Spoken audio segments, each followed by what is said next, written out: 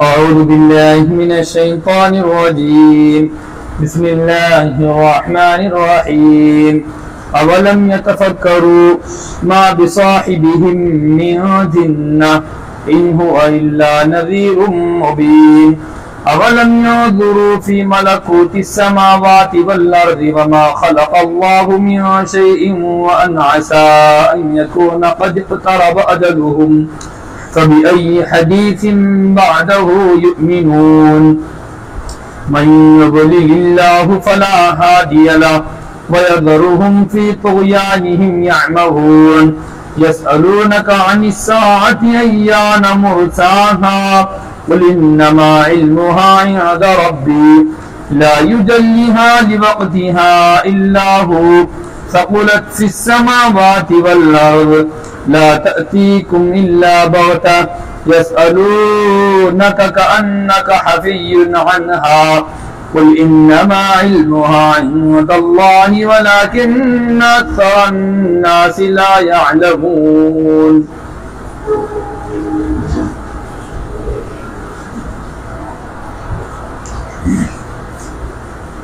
ان آیت مقدسہ کے اندر اللہ تعالیٰ جو مضمون بیان فرمانا چاہ رہے ہیں وہ یہ ہے کہ انسان جب کسی چیز کو بدنام کرنے کے لیے جائز طریقے نہیں ڈھونڈتا، مطلب ایسے ذرائع نہیں ڈھونڈتا جس سے میں سامنے والے کو بدنام کر سکوں، پھر وہ اس سے نیچے اتر جاتا اور نیچے اترنے کے بعد ایسے ذرائع ڈھونڈتا جو کہ ناجائز ہے، یا پھر دوسرے اصطلاح میں ایسے اسباب کو اور ایسے وسائل کو تلاش کرتا جس میں وہ خود ذلیل ہوتا. اب دیکھ لو ہمارے کورٹ کچہریوں کا کیا حال ہے، جو جرم اس نے کیا نہیں اس سے زیادہ جرم اس کے اندر لکھے ہوئے، تو لوگ بولتے ارے فلاں صاحب حاجی صاحب ہے انہوں نے تو ایسا کرے ہمارے اوپر، فلاں تو عالم صاحب تھے انہوں نے ایسا نہیں کرنا تھا.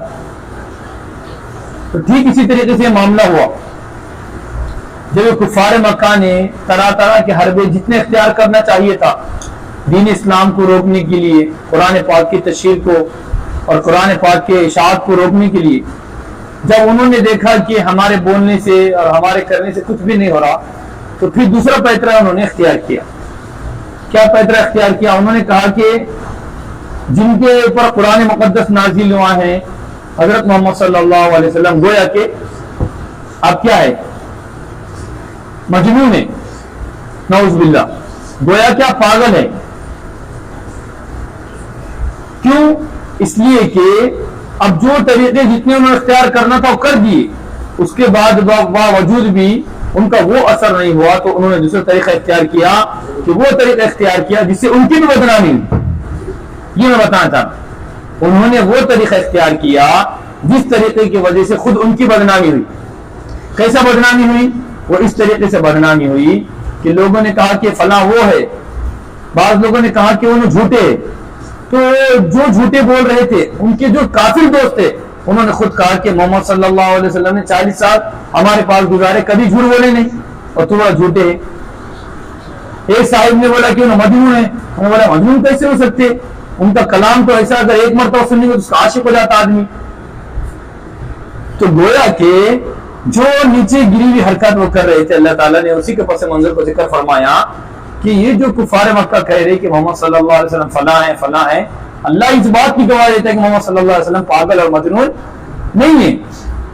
یہ بات صحابہ کرام کو بیان کی جا رہی کہ تمہارے جو ساتھی ہے، ساتھی سے مراد آپ صلی اللہ علیہ وسلم، جو تمہارے صاحب ہے، تمہارے ساتھی ہے، تمہارے استاد محترم ہے، وہ کوئی پاگل اور مجنون نہیں ہے بلکہ ان لوگوں کا ایک بھونڈا الزام ہے. اسی بات کو اللہ تعالیٰ نے فرمایا. ہاں البتہ اتنا ہے کہ ہم جو ہے تو دو ٹوک بات کرتے ہیں. ہم لوگ ہوتے لوگ خاندان والے، میں خاندان میں اسی لیے بدنام ہوں کہ میں جو ہے بولے تمتے بولتے نا عام طور سے میں محلے میں، تو اللہ نے فرمایا بھائی میرا کام صرف ڈرانا ہے، میرا کام جو ہے وہ بیان کر رہا ہے، بس اسی وجہ سے لوگ مجھے کیا بول رہے پاگل. حالانکہ حق بات کو بیان کرنے کے پاگل بنے کیا؟ چاپلوسی سے بہتر ہے حق بات کو بیان کر دو. ارے حضرت آپ تو وہ ہے، آپ کی وجہ سے کائنات چل رہی ہے، آپ کی وجہ سے یہ ہو رہا. جو سچ ہے بیان کرو. آپ نے جتنی کامیابی حاصل کرنا چاہیے تھا اتنی کامیابی حاصل نہیں کی، اور عام طور سے یہ مزاج نہیں ہے. تو اللہ نے فرمایا کہ بھائی مجھے پاگل کیوں بولے؟ مسئلہ یہ ہے کہ میں کھلے طور پر ڈراتا ہوں. جو بات میں دیکھتا ہوں، میں جو سمجھتا ہوں، جو قرآن مقدس کی تعلیمات میرے پاس آتی ہے، میں ان کی بات کو دور کرتا ہوں. یہ بات اللہ تعالیٰ سے فرمان.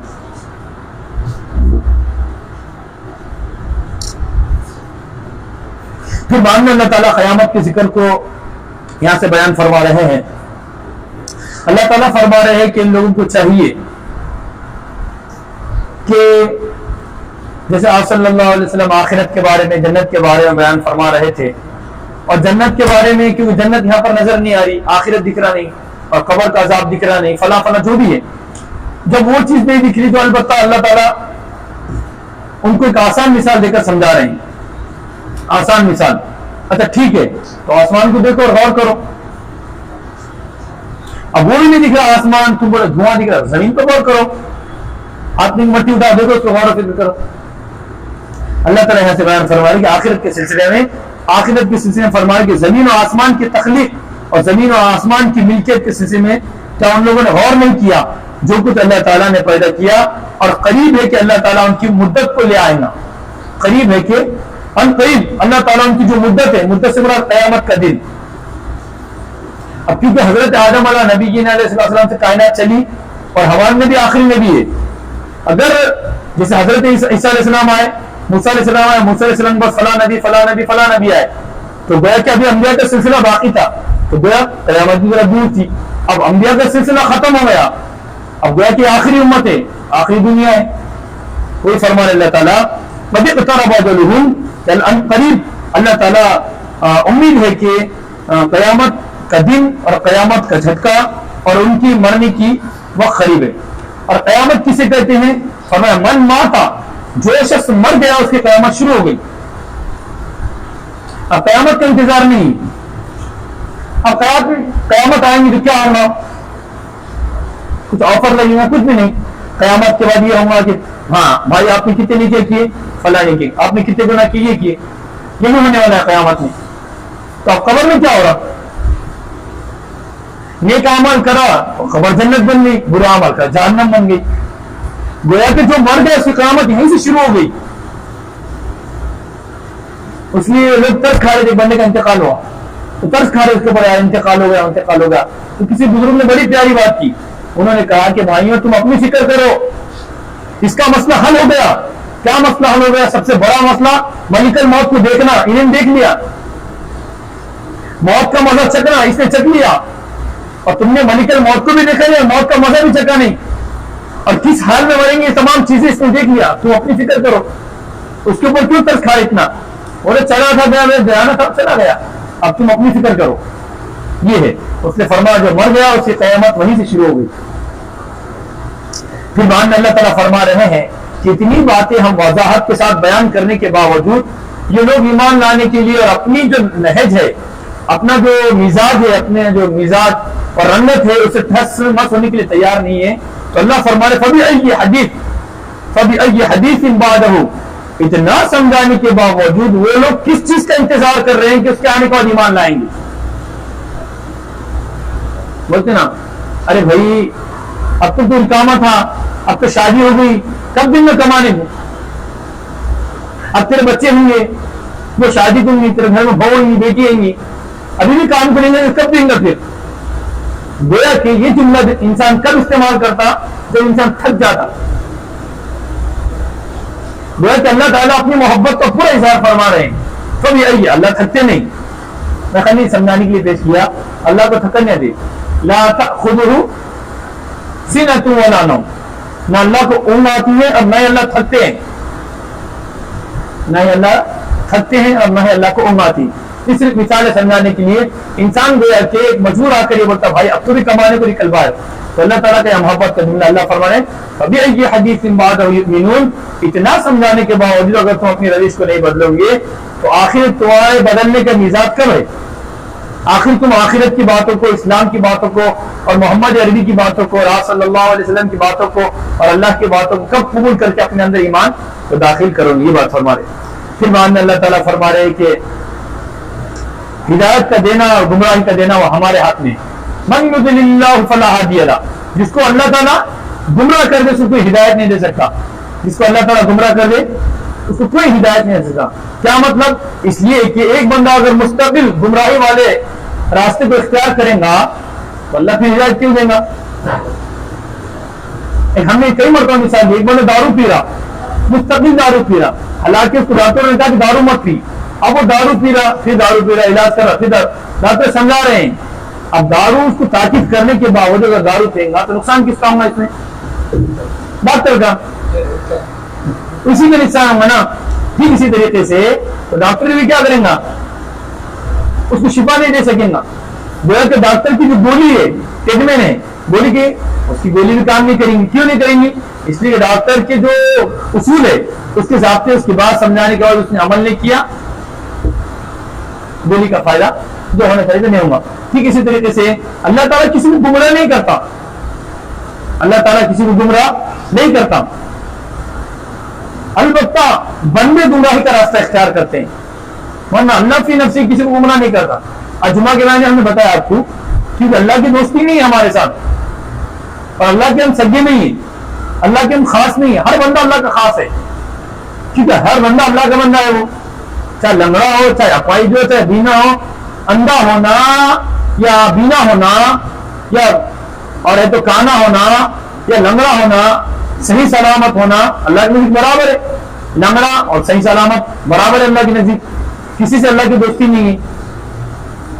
لنگڑا اللہ کے نزدیک برا نہیں ہے اور اچھا آدمی وہ بھی اللہ کے نزدیک اچھا نہیں ہے، برابر ہے۔ تو اللہ تعالیٰ فرما رہے کہ ہم جو ہے گمراہی کب دیتے؟ جب انسان گمراہی کا عادی بن جاتا، جب آدمی اپنے آپ کو بنانے کی فکر نہیں کرتا، جب اللہ تعالیٰ ایسے بندوں کو گمراہ کرتے۔ پھر اللہ تعالیٰ فرمایا وَيَذَرُهُمْ، اے پیارے محمد آپ چھوڑ دو، آپ چھوڑ دو، ہوا کام۔ وَيَذَرُهُمْ فِي طُغْيَانِهِمْ يَعْمَهُونَ، اے پیارے محمد آپ ان لوگوں کو چھوڑ دو، جس روش پر یہ لوگ ہیں اس روش پر رہنے دو اور زیادہ ان کو گمراہ ہونے دو۔ کیا فرمانے اللہ تعالیٰ؟ یعمہون معنی ہے بھٹکنا، گویا کہ بھٹکنا۔ سمجھانے کے باوجود اگر ایک بندہ نہیں مانے گا تو لوگ کیا ہوتے؟ چھوڑ دیا اس کے حال پہ، کتنے بھی سمجھاؤ ورنہ ماننے کے لیے تیار نہیں۔ یعمہون میں چھوڑ دینا، اب بھٹکو، اور کتنا سمجھائے نکو جاؤ نکو جاؤ نکو، اب مرن دو، یہ جملہ ہے یعمہون۔ وَيَذَرُهُمْ فِي طُغْيَانِهِمْ يَعْمَهُونَ، گویا کہ آپ ان کو ان کی سرکشی میں چھوڑ دیجئے، وہ سرکشی میں زیادتی کرتے رہے اور بھٹکتے رہے۔ کیا کرتے رہے؟ بھٹکتے رہے۔ وہی بات ہوگی، یہ بات ہوگی اس کے اندر۔ جب نبی پاک صلی اللہ تعالی علیہ وسلم نے آخرت کے مسئلے کو اور قیامت کے مسئلے کو بیان کیا، تو جیسے قیامت کے مسئلے کو بیان کیا تو فوراً لوگ آپ کے پاس آئے کہ قیامت کیا ہے، قیامت کب آئیں گی، قیامت کتنے دن میں آئیں گی۔ کہ جتنے مسائل قیامت کے تعلق سے ہوتی تھی آ کر صحابہ اکرام اور دیگر کفار مکہ بھی آپ سے آ کر پوچھتے تھے۔ اور قیامت ایک ایسی چیز ہے اور قیامت کا عالم ایسا عالم ہے اور قیامت کا وقت ایسا وقت ہے جس کا علم اللہ ہی کو معلوم ہے۔ اس لیے اللہ نے فرمایا ان اللہ عندہ علم الساعہ، ساعہ بولتے 5 نہیں، ساعہ بولتے قیامت کو، ان اللہ عندہ علم الساعہ وینزل الغیث، وینزل الغیث، یہ کیا ہو رہا؟ بارش، وینزل الغیث، غیث بولتے بارش کو، بارش کب نازل ہوگی اس کے اندر کو ہے۔ وَيَعْلَمُ فِي الْأَرْحَامِ، ماں کے پیٹ میں نر ہے یا مادہ۔ وَمَا تَدْرِي نَفْسٌ مَاذَا تَكْسِبُ غَدًا وَمَا تَدْرِي نَفْسٌ بِأَيِّ أَرْضٍ تَمُوتُ إِنَّ اللَّهَ عَلِيمٌ خَبِيرٌ۔ انسان کل کیا کمائے گا، انسان کی موت کہاں پہ ہوگی، اس کا علم کس کو؟ صرف اللہ ہی۔ ان اللہ عندہ علم الساعہ، ساعت قیامت کو، قیامت کب نازل ہوگی اس کا علم کس کے پاس ہے؟ اللہ کے پاس۔ نہ ہی کسی فرشتے کو ہے، نہ ہی کسی نبی کو ہے، نہ ہی کسی پیغمبر کو ہے، نہ ہی کسی ولی کو ہے، نہ ہی کسی قطب کو ہے، نہ ہی ابدال کو ہے۔ دنیا میں کسی انسان کو علم نہیں ہے، مخلوق کو اس کا علم ہے ہی نہیں، صرف اللہ کی ذات میں علم۔ امام مالک رحمۃ اللہ علیہ بہت بڑے بزرگ گزرے دنیا میں، بہت بڑے عاشق رسول، مدینہ میں اپنی زندگی میں باہر نہیں نکلی حضرت کبھی، مدینہ کے باہر نہیں جاتے تھے۔ یہ مدینہ اتنا بڑا، یہ مدینہ جس کے باہر کبھی قدم نہیں رکھتے تھے، کبھی نہیں نکلے۔ کیوں؟ ان کی خواہش تھی کہ اللہ تعالیٰ مجھے یہاں پر وفات دے۔ ایک مرتبہ نبی پاک صلی اللہ علیہ وسلم کی خواب میں زیارت ہوئی، تو اللہ کے نبی پاک صلی اللہ علیہ وسلم پوچھے حضرت میری موت کب ہے؟ تو اللہ نے فرمایا یوں، بس۔ تو بڑے پریشان ہو گئے، اس سے مراد کیا ہے؟ 5 سال، 5 منٹ، 5 سیکنڈ، 5 مہینے، 5 ہفتے، 5 دن، 5 گھنٹے کیا ہے؟ پھر اس زمانے کے ابن سیرین رحمۃ اللہ علیہ کے تھے، جو خوابوں کے تعبیر کے بڑے عالم مانے جاتے تھے، ان کی کتاب خوابوں کی تعبیر بول کے تعبیر الرؤیا، ہم دیکھ کے پڑھنا شروع کر دیں گے۔ اس کا جو پس منظر ہے وہ نیک لوگوں کے ساتھ ہے، ہم دیکھ کے بتا دیں گے، یوٹیوب پہ لوگ سرچ کر رہے، الٹا ہو جا رہا ہوں گا۔ خواب کس کو بولنا نہیں، اصلی بولی خواب میں کبھی کسی کو نہیں بولنا، چاہے اچھا ہو چاہے برا ہو۔ خواب کا معاملہ میرے اور آپ کے ہاتھ میں ہے، یہ بیچ میں لٹکا ہوا ہے۔ صاحب آپ نے مثال کے تو چنو کو خواب گرا، چنو جا رہا یہاں سے دھڑک ہو گئی، انہیں چنو جا کے بولا منو کو کہ آج منو نے خواب گرا ایسا، ہاں آج پر ٹپک جا رہا تو، جیسے تو منو نے بولا ٹپک جاتا تو ٹپک دیں گا پھر، کیوں خواب مان نہ گئے۔ آپ جو چاہے اس کو پتھر مارو، چاہے آپ لکڑی مارو، چاہے چپل مارو، چاہے کچھ بھی مارو تو گرنے والا ہے، تو مراد یہ آپ جو لوگ اختیار کریں گے وہ اس کے حق میں ہو جائیں گا۔ اس لیے فرمایا کہ خواب کسی کے سامنے بیان نہ کرے۔ ہاں اگر کوئی عالم دین سنجیدہ مزاج کا ہے، جس سے آپ کا مزاج ملتا ہے، کوئی آپ کا دوست سنجیدہ مزاج کا ہے اور خیر خواہ ہے، ایسے نہیں ہاں ہنسی ہنسی میں بول جائے تو مر جاتا۔ کوئی دوست آئیں گے ہنسی ہنسی کو مارنے کے پیچھے رہتے ہمیشہ، تو مذاق میں انسان بول دیتا۔ تو اس لیے کسی سے بیان نہ کرے خواب، اگر سنجیدہ مزاج کا ہے تو بیان کرے، ورنہ خاموش اختیار۔ اکثر برے خواب جو گرتے ہیں تو وہ اپنے گیسز کی وجہ سے، دن بھر سوچنے کی وجہ سے، موبائل دیکھنے کی وجہ سے، یا پھر تو دن بھر باتیں کرنے کی وجہ سے اکثر خواب بیکار کے رہتے، اللہ ماشاء اللہ کچھ خواب رہتے۔ اب تو لوگ خوابوں کے پیچھے لگ گئے، خواب خواب خواب خواب۔ تو یہ ہم نے بتا دیے قیامت کا علم کس کے پاس ہے؟ اللہ کے پاس، اور یہ لوگ اللہ کے نبی کو آ کے پوچھ رہے تھے۔ اسی طرح سے بارش، تو آگے کے اعتراض یہ ہوتا لوگ یہ کہتے ہیں کہ بارش کا علم اللہ کے پاس ہے، اور پرسوں دن بیٹھک ہوئی تھی اپنی آپ تھے کہ وہ نماز کب رکھنا ہے عید الاضحیٰ کی، تو 48 گھنٹے کا وارنٹ جاری ہوا تھا، یہ بولے تھے نا۔ تو پھر تو معلوم ہے نا پانی کب آنے والا ہے، ٹی ویوں کے ذریعے سے، موبائل کے ذریعے سے۔ یہ علامات کا تخمینہ رہتا، اندازہ رہتا، یہ حتمی علم نہیں رہتا ان کا۔ گر بھی سکتی ہے، نہیں بھی گر سکتی، یہ اندازہ ہے۔ مثال کے طور پر ایک بندہ گاڑی بھگا رہا فاسٹ، انسان کیا بتا اتنے ٹریفک میں بھگا رہا، نہیں بچتا ہے، ایک اندازہ ہے، تخمینہ ہے۔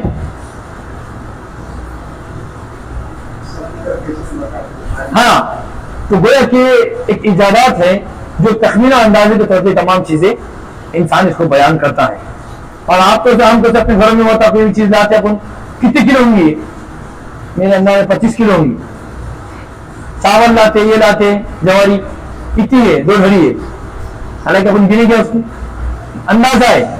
اب 2 گھڑی بھی ہو سکتے، 2 گھڑی کم بھی ہو سکتے، زیادہ ہو سکتے۔ اب یہ لوگ جو بیان کرتے وہ تخمینہ اور ایک اندازہ رہتا اس کو۔ اور پھر اب اللہ نے فرمایا کہ پیٹ کے اندر نر ہے مادہ، پھر آپ کو معلوم ہو جائے گا کہ نر ہے کہ مادہ، تو یہ کب معلوم ہوگا؟ 4 مہینے کے بعد، اور 4 مہینے کے بعد بچہ بن جاتا، 40 دن ہڈی رہتی، نطفہ رہتا خالی گوشت کا، پھر ہڈی چڑھتی، پھر کور چڑھتا، پھر کلر چڑھتا، یہ ریپیئرنگ پوری 4 مہینے کے اندر ہو جاتی اس کو مکمل۔ پھر 5 مہینے اس کو مشق کرائی جاتی ہے، خبر کی گڈی، تنہائی میں رہنے کی عادت ڈالی جاتی ہے اس کے اندر، اور یہ بات سمجھائی جاتی کہ اللہ جب تک 5 مہینے اس کے خبر 5 महीने माँ के पेट में खिला सकता तो तेरे आने के बाद क्यों नहीं खिलाएंगे अल्लाह? जब अल्लाह ताला ने तुमको 5 महीने अंधेरी कोठी में रखा तो तुमको दूसरी कोठी में कहाँ जाना है? कब्र में जाना है। इसलिए लैब जाने घबराओ मत।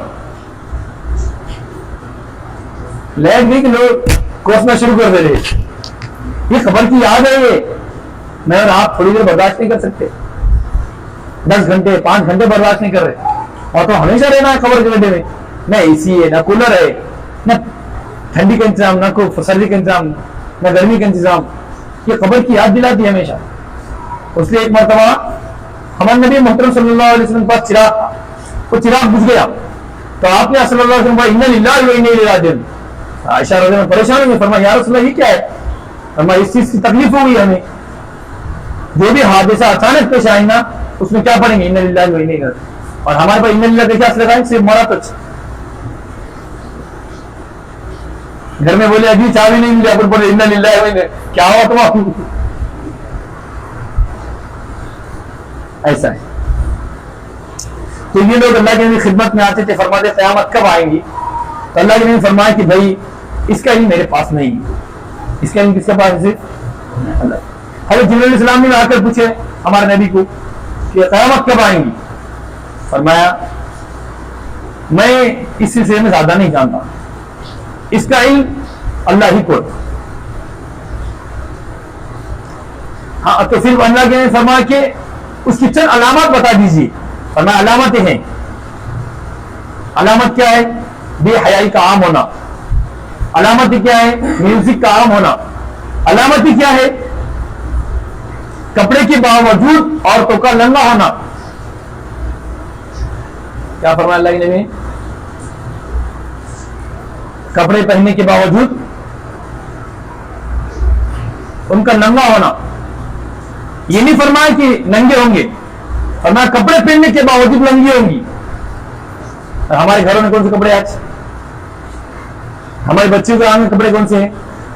पराख कौन सा है हमारे पास? पूरे। मेरा ये कहना है, मेरा ये मानना है, शौहर और बीवी दो है। शौहर का लिबास देखो, खड़े करो, बीवी के लिबास को देखो। शौहर का लिबास पूरा फुल मिलेगा और बीवी का हाफ। बेटे को खड़े करो, बेटी खड़े करो, बेटी का लिबास देखो और बेटे का लिबास देखो। बेटी का हाफ और बेटे का फुल। बेटे का पूर्ण बदन आप बता नहीं सकते, गर्दन से लेकर पैर तक, और बेटी का पूरा बता सकते, ये यहां तक हाथ बता सकते, ये कमर बता सकते, गर्दन बता सकते, और पीछे की पीठ बता सकते आप, सामने का सीना बता सकते आप। और वही मर्द के मुकाबले में देखो आपका मेरा लिबास खुली जमीन है, और मसूरात तो यहां तक है, हमारा यहां तक सबका है ना अमीर साहब, यहां तक। और आपका मेरा सीना लगा हुआ है और उनका सीना खुला हुआ है। मेरी आपकी पीठ ढपी हुई है पीछे से, उनकी पूरी खुली हुई है। मेरी आपकी कमर ढपी हुई है, उनकी पूरी खुली है। ये है। और ना कयामत की अलामत ये है, औरतें कपड़े पहनने के बाद नंगी होंगी, ये है कयामत। फिर आप किसका इंतजार कर रहे हो? कयामत की अलामत तो पूरी होने को आ गई।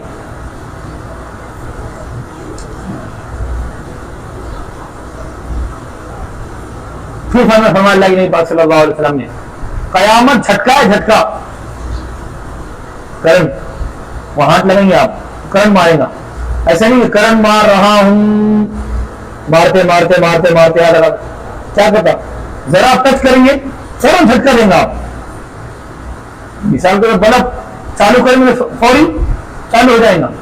ठीक इसलिए कयामत नाम है मता बगतन झटका।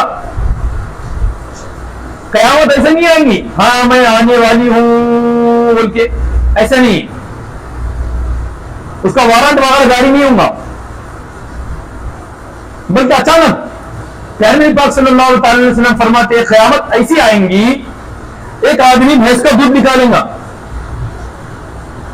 बर्तन में दूध भी निकालेगा, दूध निकालने के बाद गिलास में निकालेगा, गिलास में निकालने के बाद उसको मुंह से लगाएगा, मुंह से लगाने के बाद, और मुंह में पेट में कितना फासला है, गोया के मुंह में चले गया, गोया के पेट में चला गया, मुंह में चलेगा गोया के پیارے پاک فرماتے ہیں کہ ایک انسان دودھ لگائے گا دودھ کا، یہاں پر دودھ ہوگا بھی حلق میں نہیں پھنسے، اس سے بڑے قیامت آ جائے گی. یہ نوالا جو ہے یہیں پر ہوگا، ابھی یہاں پر گیا بھی نہیں، درمیان میں اٹکا ہوا، اس سے پہلے قیامت برپا ہو جائیں گی. اس کا نام ہے قیامت. اور ہم کیا سمجھتے ہیں بہت دن باقی ہے، بھی جب توبہ تلہ بھی کر لیں گے، ہو جائے گا.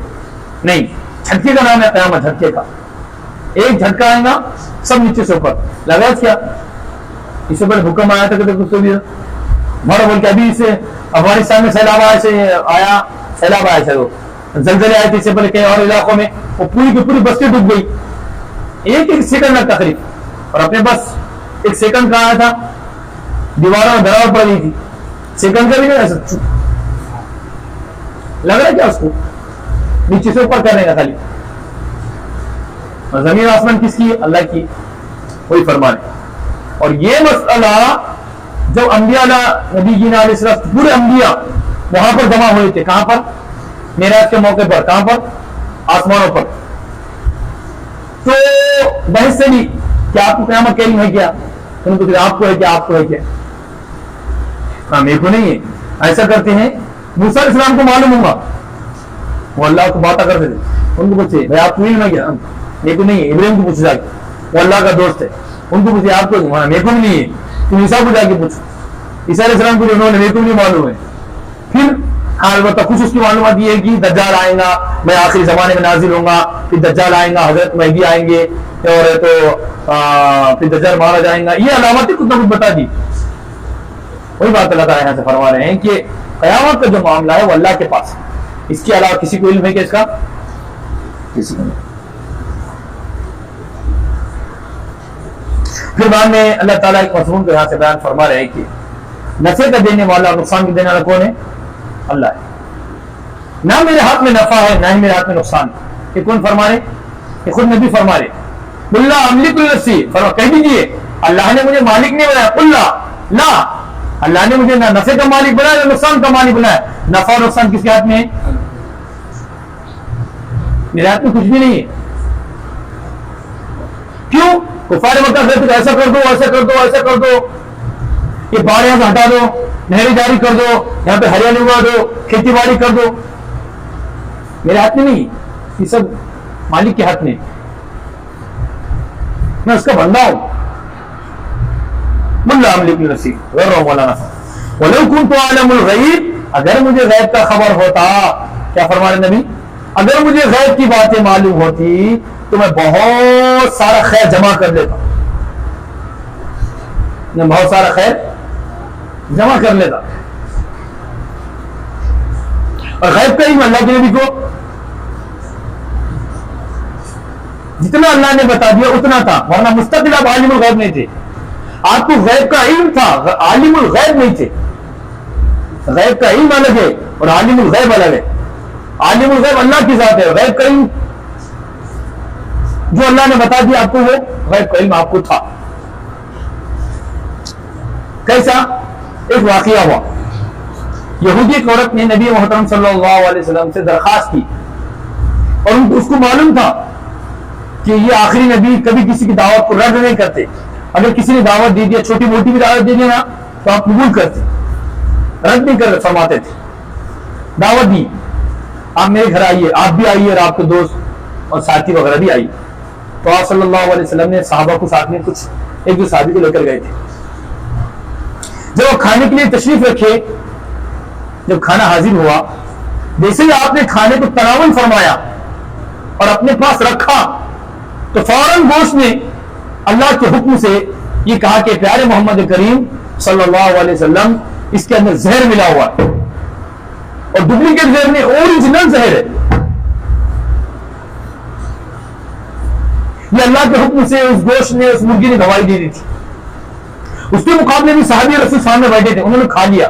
جگہ میں انتقال ہو گیا اگر تم کو، جگہ پہ اتنا خطرناک زہر تھا. دیکھیے، اگر پیارے محمد کریم کو غیب کا علم ہوتا تو آپ کی صحابی کی جان کو جانے سے روکتے نہیں تھے. پھر آپ کتنے ہمدرد دل تھے آپ. جانور کی طرف میں بھی آپ طرف جاتے تو آپ کے صحابی رسول ہے، آپ کے ساتھ اٹھنے اور بیٹھنے والے ہیں، آپ کی دعوت پر نہیں لبیک کہ آپ کے ساتھ آئے، آپ کے ساتھ بیٹھے تشریف فرما کے کھانے کے لیے، اور جب آپ ساتھ لے کر جا رہے ہیں تو گویا کہ آپ کے خاص ہوں گے، ان کا انتقال جگہ پر ہوا، جگہ پہ، اتنا خطرناک زہر تھا۔ اور پیارے محمد کریم فرماتے ہیں جب آپ کے اوپر جو موت کی کیفیات طاری ہونا ہوئی شروع میں آخری زمانے میں، تو آپ نے فرمایا اے عائشہ جو میں نے اس زمانے میں وہ سال پہلے میں نے جو کھایا تھا ایک بوٹی، اس کے زہر کا اثر آپ مجھے موت کے وقت محسوس ہو رہا ہے، اتنا خطرناک زہر تھا۔ فرمایا کہ اس کا اثر اب تک میرے اندر محسوس ہو رہا ہے۔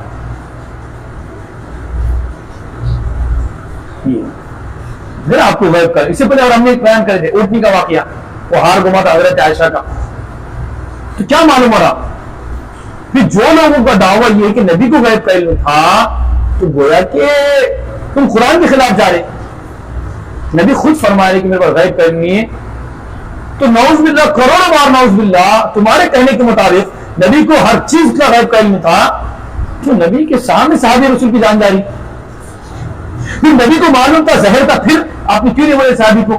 یہ ایک نئی بات کھڑی ہو جائیں گی، اور ایسا ہو سکتا کہ نبی کو معلوم ہونے کے بعد صحابی کو کھانے لگائیں گے آپ؟ نبی نہیں ہو سکتا، نعوذ باللہ کروڑوں بار زبان جل جائے، ہم زندگی برباد ہو جائے، ایسا کیسے ہو سکتا؟ ہمارے نبی ایسے کیسے کریں گے؟ تو پھر یہی بات کو ماننا پڑے گا کہ غیب کا علم صرف کس کے پاس ہے؟ وہ اللہ کی مشیت ہے، وہ اللہ کی قدرت ہے، اس کا قانون ہے۔ پھر اس لیے علماء کرام فرماتے ہیں، مفسرین نے کتابوں میں لکھا ہے کہ اللہ کے پاک صلی اللہ علیہ وسلم گویا کہ آپ شہید کے درجے میں پہنچ گئے۔ کسی آدمی کو اگر مار دیا جائے زہر دے کر تلوار سے، اچانک گولی بندوق جل جائے اور ڈوب جائے، تو وہ کیا ہے؟ شہید کے حکم میں آتا۔ اور کوئی عورت حمل سے ہے، ولادت کے وقت تکلیف کو برداشت نہیں کیا، ہوتا نا انتقال ہوگا، تکلیف کو برداشت، وہ بھی عورت شہید ہے۔ تو علماء نے فرمایا کہ پیارے محمد صلی اللہ علیہ وسلم کی دعا تھی، اے اللہ مجھے شہادت کی موت عطا فرما، شہادت والی زندگی اور شہادت والی موت مجھے عطا فرما۔ تو اللہ تعالیٰ نے آپ کی دعا کو قبول فرمایا اور زہر کی برکت سے اللہ نے آپ کو شہادت کا درجہ عطا فرما دیا۔ ایک بات بھائی، جب نبی شہادت کی دعائیں کر رہے ہیں تو آپ شہید ہو جانا تھا؟ سچ مچ میں نہیں، ایسا نہیں ہو سکتا۔ اگر آپ سچ مچ میں جا کے شہید ہوتے تو ہماری لیے سر اٹھانے کی جگہ نہیں ہوتی دنیا میں۔ کیوں؟ کفار بولیں گے تم اتنی باتیں کرتے اپنے نبی کے بارے میں، تم نے اپنے نبی کی حفاظت نہیں کرے، تو کیا جواب دیں گے پھر ہم؟ تمہارے صحابہ کے زمانے میں تمہارے نبی کا انتقال کر دیے لوگوں نے، شہید کر دیے، تو اس لیے اللہ تعالیٰ نے آپ کے شہادت کا درجہ بھی دیا اور آپ شہید بھی نہیں ہوئے۔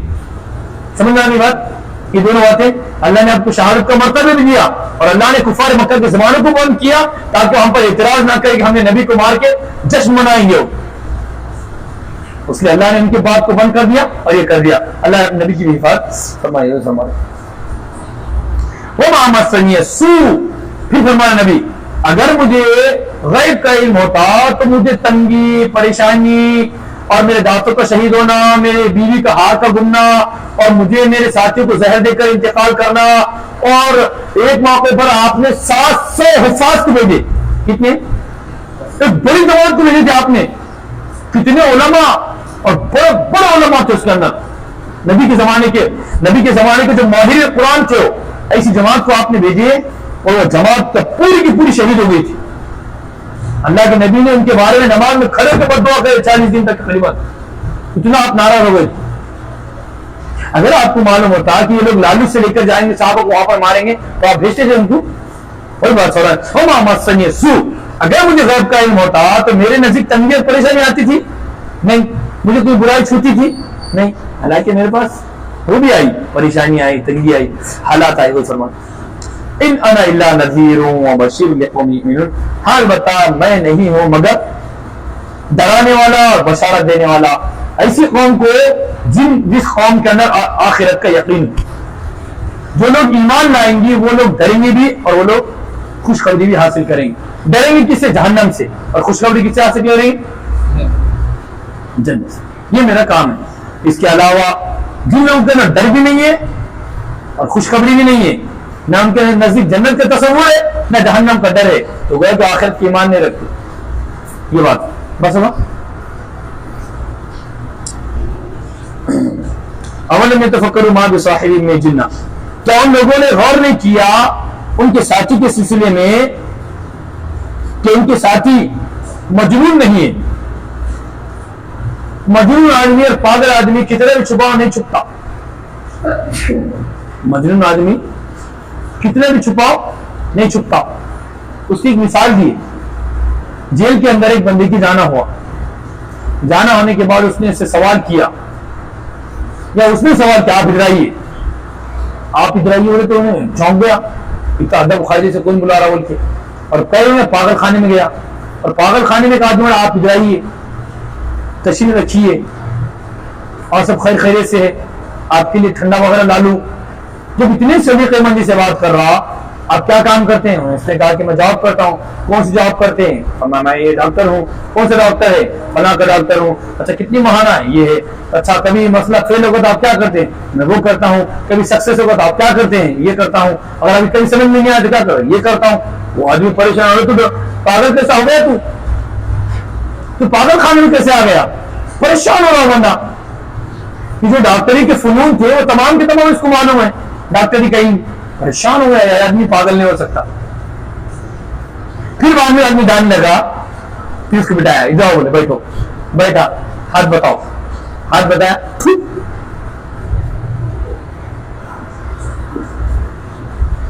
ہاں تو پاگل ہے, اب تو پاگل ہے, تو یہاں سے رہنے کے قابل ہے.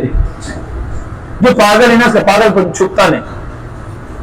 جو پاگل رہتا وہ کبھی نہ کبھی اپنی پھنی بتاتا. تو ایسا ہے یہ مسئلہ. اور ہمارے نبی کی شروع زندگی سے لے کے آخری زندگی تک آپ کا ایسے کوئی حرکت نہیں ملیں گی جو غیر سنجیدہ ہے. ایک حرکت بھی نہیں بتا سکتے, کوئی نہیں بتا سکتا, نہ ہی کفار مکہ نہ ہی آپ کے دوست, کوئی نہیں بتا سکتا. ایک حرکت بھی ایسی نہیں. آپ نے تو غیر سنجیدہ حرکت نہیں کی ہے. ہمیشہ مہذب اور ہمیشہ ایک دم سنجیدہ, ہمیشہ باوقار اور متانت کے ساتھ رہتے. وہی فرما رہے کہ ان لوگوں نے غور نہیں کیا کہ ان کے ساتھی پاگل اور مجنون نہیں ہے. ہاں البتہ ان کے ساتھی کھلا ڈرانے والے. کیا ان لوگوں نے غور نہیں کیا زمین و آسمان کی ملکیت کے سلسلے میں, اور جو کچھ اللہ تعالیٰ نے پیدا کیا قریب ہے کہ قیامت کا وقت قریب آ جائے گا. امید ہے کہ قیامت قریب آئیں گے. بس کس بات کے بعد وہ لوگ ایمان لائیں گے؟ اللہ تعالیٰ جس کو چاہتا ہے گمراہ کر دیتا ہے, اس کو کوئی ہدایت نہیں دیتا. اے پیارے محمد ان کو چھوڑ دیجیے, ان کی سرکشی میں وہ پریشان ہوتے رہیں گے. وہ لوگ آپ سے قیامت کے بارے میں پوچھتے تھے قیامت کب آئیں گی؟ کہہ دیجیے قیامت کا علم کس کے پاس ہے؟ اس کو اللہ تعالیٰ ظاہر نہیں کریں گا مگر اس کے وقت پر اللہ ہو, مگر اللہ ہی ظاہر کرے گا. سب ملت وہ قیامت بھاری چیز ہے زمین اور آسمان میں. لا تأتی تمہارے پاس نہیں آئیں گی مگر کیسے آئیں گی؟ اچانک, بغتتاً, میں نے اچانک. یسألون, وہ لوگ آپ سے پوچھتے ہیں قیامت کے بارے میں گویا کہ آپ قیامت کے بارے میں پیچھے لگے ہوئے. حفیظ منجے کہتے ہیں جاننے والا, اور حفیظ کہتے ہیں کھودنے والا.